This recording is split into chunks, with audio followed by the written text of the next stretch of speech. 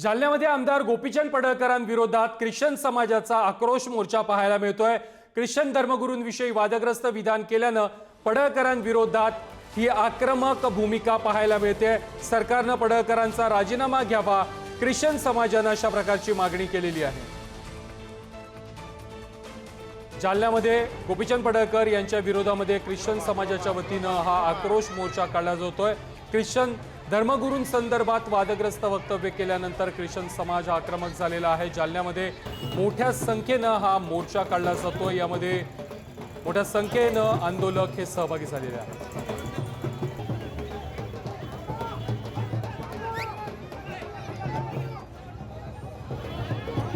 आमदार गोपीचंद पडळकर यांच्या विरोधामध्ये जालन्यामध्ये हा आक्रोश मोर्चा काढला जातोय।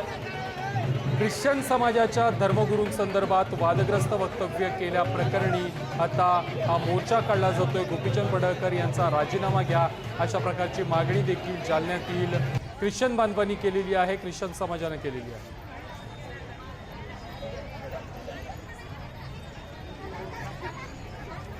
दरम्यान या संदर्भात बोलण्यासाठी स्वतः आमदार गोपीचंद पडळकर आपल्यासोबत आहेत। गोपीचंदजी, जालन्यामध्ये तुमच्या विरोधात मोर्चा काढला जातोय, ख्रिश्चन समाज तुमच्या विरोधात आक्रमक झालेला आहे आणि तुमच्या राजीनाम्याची मागणी करताय।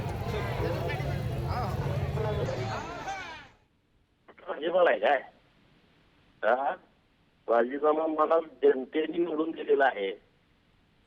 तुम्ही जे चुकीच्या पद्धतीनं धर्मांतरण करताय महाराष्ट्रामध्ये, फसवून लबाडी करून मी पूजा करतो, मी तुमच्यासाठी काहीतरी मंत्र म्हणतो, तुम्हाला दुरुस्त करतो, पाण्यात काहीतरी गोळ्या टाकून द्यायचं, तुमचा थंडीताप घालवतो, तुमच्या किडण्या परत आणून देतो, चमत्कार करतो, तुम्हाला घर बांधायला पैसे देतो, धान्य 5 किलो 10 किलो 20 किलो देतो।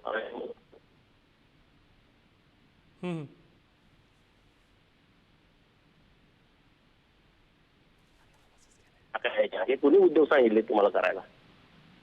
हिंदू धर्मातील लोक जरी तुमच्याकडे आलेत का तुम्ही धर्मांतरण करा, हिंदू धर्मात या म्हणून, हे इथून पुढच्या काळात खपवून घेतलं जाणार नाही।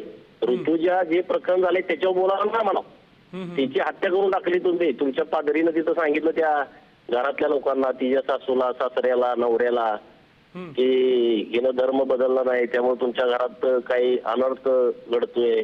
घरात मोबाईल जरी फुटला तरी पडला तरी तो म्हणायचा ही सैतान आहे, त्याच्यामुळे ते होतंय, कारण ही हिंदू पद्धतीनं पूजापाठ करते।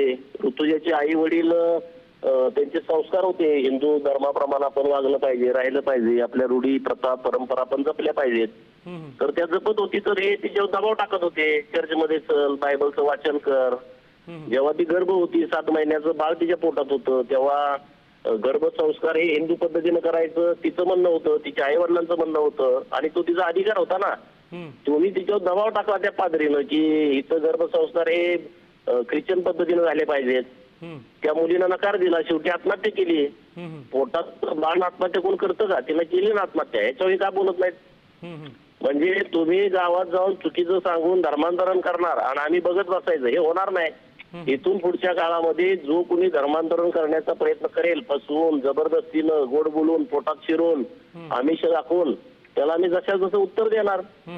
आणि आता सुप्रीम कोर्टाची ऑर्डर आहे, जो कोणी हिंदू आहे आणि जातीचा दाखला जोडून त्यानं नोकरीला घेतलाय, जातीचा दाखला जोडून त्यानं नोकरी मिळवली आहे, किंवा जातीचा दाखला जोडून त्यानं राजकीय आरक्षण मिळवलंय, सुप्रीम कोर्ट म्हणतंय जर तुम्ही नोकरीला लागण्यापूर्वी हिंदू असाल आणि तुम्ही SC ST OBC विधेयंतीचा दाखला जोडून तुम्ही नोकरी मिळवली असेल आणि परत त्याच्या राहण्यामध्ये, पूजा पद्धतीमध्ये जर बदल झाला असेल, इतर धर्माप्रमाणे तू करत असेल, समजा देवाऱ्यात देव आहेत, आता देवाऱ्यात देव नाहीत नोकरी लागल्यावर, मग तिथं कुठं क्रॉस लावलंय किंवा अन्य कुठल्या धर्मात गेलाय, त्याचे फोटो लावलेले आहेत, त्याच्या लग्नाचा कार्यक्रम हिंदू पद्धतीने होत नाही, तो त्या धर्मांतरित झालेल्या पद्धतीनं होतोय, त्याचा मृत्यू झाल्यानंतर हिंदूमध्ये दहन दिली जाते, त्याला दफन केलं जात आहे, तर असे बदल झाले किंवा सोशलवरती फोटो टाकतोय, व्हॉट्सअप करतोय, त्या धर्माचा प्रचार करतोय इतर, तर त्याची नोकरीतून त्याला काढून टाकावं।